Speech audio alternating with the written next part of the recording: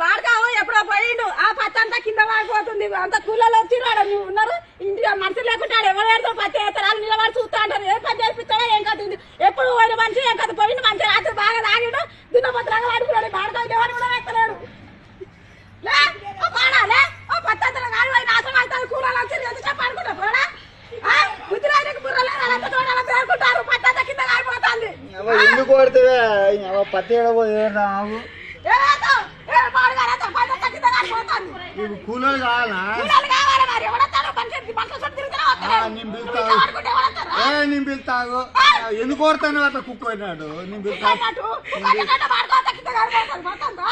నేను పిలుతా కటు ఓమా పత్తేరు వస్తావా